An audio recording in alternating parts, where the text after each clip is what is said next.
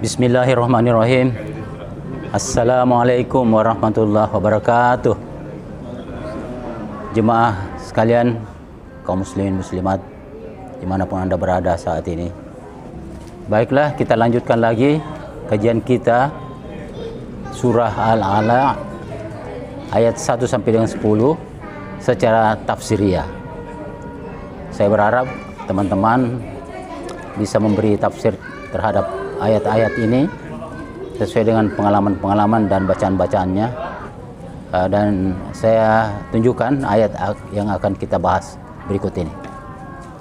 Bismillahirrahmanirrahim.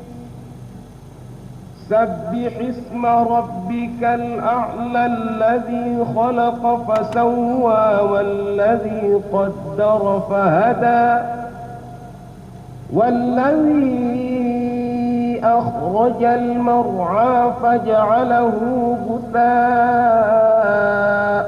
أحوى سنقرئك فلا تنسى إلا ما شاء الله إنه يعلم الجهر وما يخفى وَنُيَسِّرُكَ لِلْيُسْرَى فَذَكِّرْ إِن نَّفَعَتِ الذِّكْرَى سَيَذَّكَّرُ مَن يَخْشَى. Saya persilakan teman-teman nanti. Bismillahirrahmanirrahim. Assalamualaikum warahmatullahi ta'ala wabarakatuh. Bapak-bapak majelis, pertama dulu kalau kita melihat judulnya yang paling ditinggikan ini, Sabbih isma rabbika. Meskipun Pak Ustadz juga tadi mengatakan bisa diterjemahkan berenang, tapi saya mau kaitkan dengan ayat di belakang kata berenang itu. Kalau mohon maaf, mohon dikoreksi nanti kalau saya salah, karena ini kan namanya juga belajar. Kalau saya menanggapi kata ini, sucikanlah nama Tuhanmu yang maha tinggi, dan ayat kedua fasawwa. Fasawwa artinya yang menyempurnakan. Artinya sebagai umat harus menyadari bahwa yang paling tinggi di dunia ini semuanya, karena kalau umpamanya di kantor ada manajer, ada kepala kantor, ada, itu pun bukan dia yang paling tinggi. Yang paling tinggi itu adalah Allah Subhanahu wa Ta'ala dalam ayat ini. Jadi manusia sudah menyadari bahwa yang paling tinggi itu bukan dia, meskipun tingginya hanya global semua kalau menurut pemahaman saya, Pak, ya. Artinya kita harus menafsirkan secara Al-Quran ini itu. Karena ada juga kata-kata di bawahnya itu mengatakan fasawwa. Fasawwa itu artinya saya yang menyempurnakan. Saya contoh umpamanya Allah Subhanahu wa Ta'ala menciptakan, tapi ciptaannya itu dia sempurnakan, bukan diciptakan langsung berhenti, dia sempurnakan terus. Artinya malah disempurnakan dan memberi petunjuk. Ini berkait ayat 1, 2, 3. Bisa saya sambung sedikit, karena ayat keempat mengatakan wallasi akhrajal mar'a, yang menumbuhkan rerumputan. Karena salah, ayat berikutnya sampai hitam-hitam, ya. Saya mungkin memberi pemikiran ayat ini bahwa rerumputan itu Tuhan memberi makna begini: hai manusia, hai makhluk yang ada di dunia, ini ada rumput, apa kuda, kambing, apa dan sebagainya, kau makan ini rumput, dan setelah dia hidup kau dipotong manusia, itulah sirkulasi. Artinya berenang itu ada sirkulasi, ada perpindahan dari makhluk hewan ke manusia dan seterusnya. Ini kan makna berenang itu ada perpindahan. Ya, saya bisa menerjemahkan begitu. Artinya disinilah ada cue-nya Allah Subhanahu wa Ta'ala bahwa segala sesuatunya itu ada target waktu, ada expire. Jadi dari rumput hijau terus sampai hitam. Artinya segala sesuatunya itu Tuhan sudah mengatur bahwa ada waktunya, ada semuanya berakhir. Tapi itu adalah proses berenang, proses perpindahan. Itu kan kalau menurut saya ini artinya makna hakikatnya di situ. Artinya bisa kita dalami lagi dan seterusnya. Tapi untuk sementara begitu Pak, mungkin yang lain lagi nanti. Assalamualaikum warahmatullahi wabarakatuh. Saya tertarik dengan perumpamaan rumput itu. Kalau kita lihat di mana-mana itu, di mana saja pernah kita kunjungi, itu pasti ada rumput. Ya, jadi tidak sama dengan pepohonan yang lain. Pepohonan yang lain ada di tempat yang lain ada, misalnya pohon jati ada di tempat ini, ada di tempat. Tapi kalau rumput di mana-mana ada. Dan itu seperti tumbuhan yang bersahabat semua dengan pohon tumbuhan yang lain. Karena dimanapun ada, mesti ada rumput di situ. Dan kadang-kadang rumput ini juga ada terkadang dia jadi positif, ada juga kadang-kadang jadi mengganggu tanaman yang lain. Seperti misalnya padi itu, padi kalau sudah naik setengah sebelum dia berbunga, itu biasa ada tumbuh rumput. Nah, dan itu harus dibersihkan. Tapi sebenarnya mengapa rumput ini ada di mana-mana? Itu saya tertarik dengan Ebit GAD yang penyanyi itu. Diambil perumpamaan dari rumput. Iya, tanyalah katanya rumput yang bergoyang. Iya, saya bilang barangkali diambil dari inspirasi dari Quran itu. Mengapa rumput diambil? Mengapa bukan pohon-pohon yang lain? Iya. Jadi Allah sudah memperkirakan, barangkali sudah memastikan bahwa rumput itu akan menjadi perbincangan di kalangan manusia di penciptaan yang sempurna. Jadi dan perumpamaannya di situ dia mulai dari menghijau menjadi kuning, coklat, kemudian menjadi hitam.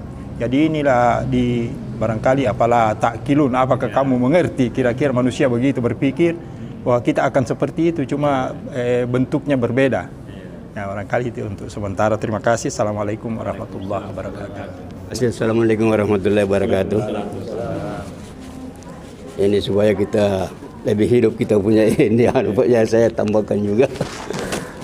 Jadi ya kita ya bicara masalah ya rumput. Ya mungkin ini proses. Jadi mungkin seperti juga kita manusia ini ada proses sampai kita jadi tua, mulai dari bayi sampai dewasa, anak-anak sampai dewasa sampai jadi tua, ya. Dan kemudian juga itu ada dalam batasan, kadar itu batasan Pak, ya, batasan. Ya. Berarti kita memang itu ada batasannya, kemampuan kita itu ada batasannya. Nah, sama mungkin ini ada karena ada kadarnya, ada batasan seperti rumput. Sampai ke hitam-hitaman berarti itu punya proses juga. Jadi kita ini proses sampai dia ada kemampuan kita itu batasannya ada. Orang yang cerdas ada batasannya, ya. Orang yang kaya ada batasannya. Semua itu ada batasan. Jadi saya tertarik ini karena di sini ada memang itu kadar. Kadar itu adalah batasan. Jadi terkait dengan rumput, di sini adalah berbanunya. Ada hubungan ada anunya di sini karena ambil di sini dari batasan atau kadar dengan rumput ini sampai ke hitam-hitam berarti proses. Jadi kita ini manusia proses. Ya, mulai dari bayi sampai anak sampai dewasa sampai jadi tua. Ya, jadi itu batasan. Saya kira itu saja sementara Pak. Ya itu ya. Terima kasih. Bismillahirrahmanirrahim. Saya masih berkenan memberi pemikiran sedikit dan mohon kalau kurang tepat saya dikoreksi. Mulai dari ayat 6, 7, 8. Saya melihat ini satu kesatuan. Ayat 6 sanukriuka fala tansa baru illa masya Allah dan seterusnya wa yunassiruka lil yusra. Allah Subhanahu mengatakan kami akan membacakan kepadamu Muhammad sehingga engkau tidak lupa. Jadi disinilah ada suatu isyarat kepada umat manusia, belajarlah Al-Quran, tahfizlah, hafallah, karena memang Allah sudah merekomendasikan bahwa mempelajari Al-Quran bahkan menghafalnya itu bukan hal yang susah,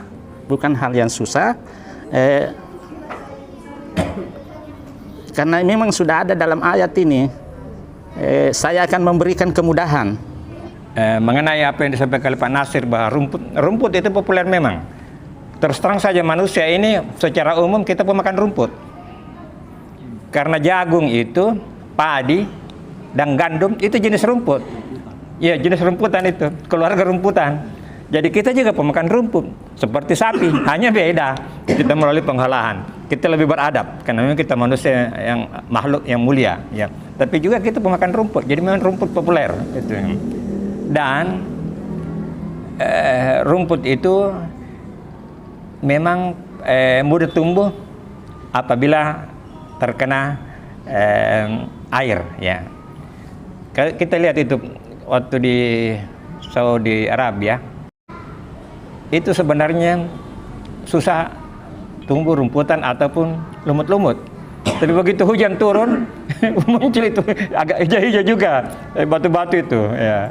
Nah itu artinya itulah jenis rumputan yang memang mudah tumbuh itu. Nah ada yang bermanfaat, terutamanya makanan ternak. Ya, ada juga yang mengganggu.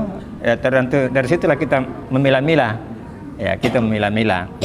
Makanya ada pernah Nabi Musa itu dia mengkritisi, kenapa harus ada yang masuk surga dan masuk neraka ya? Kenapa tidak masuk surga saja semua? Kenapa tuh? Terus diberikan gambaran itu tentang menanam itu.